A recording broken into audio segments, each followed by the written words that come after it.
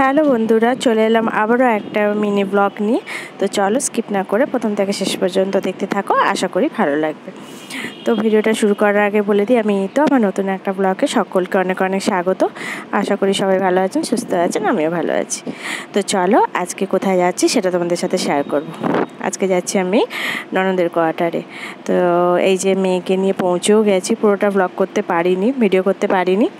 তো এই যে মেয়েকে নিয়ে টোটোয় যাচ্ছি, একদম কোয়ার্টারের সামনেই নেমে যাব।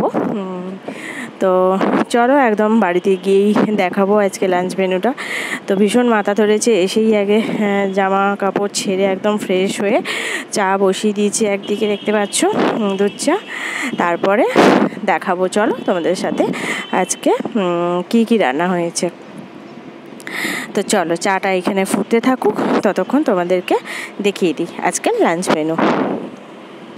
তো দেখো, প্রথমেই দেখাচ্ছি, দেখো এখানে ডাল হয়ে গেছে, দেখতে পেয়েছো এখানে তেজপাতা দিয়ে টমেটো দিয়ে ফোড়ন দিয়ে ডাল হয়েছে।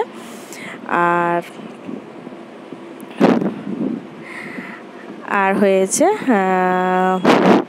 কুমড়োর তরকারি, একটুখানি পোস্ত ছিল, সজনাটা আলু দিয়ে পোস্ত করা ছিল একটুখানি, ওটাও বার করানো হয়েছে, ওটাও খাবার পথে অল্পই আছে।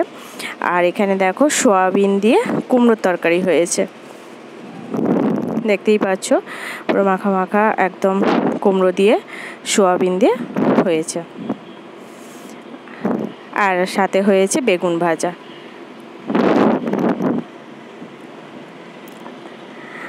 আর হয়েছে ডিমের ঝোল।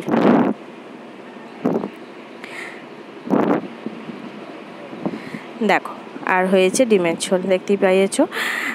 তো চলো, অনেক দিন পরই আবার এলাম দিদিভাইয়ের কোয়ার্টারে। তো আমরা এক জায়গায় যাওয়ার কথা আছে, মন্দিরে। তো তোমাদের সাথে আমি পুরো পরকে পর ব্লগ ছাড়বো, তোমরা দেখলেই বুঝতে পারবে। তো চলো আজকের ভিডিওটা এতটা পর্যন্তই। তো কেমন লাগলো প্লিজ কমেন্ট করে জানিও, ভালো লাগলে লাইক কমেন্ট শেয়ার করিয়ে দিও।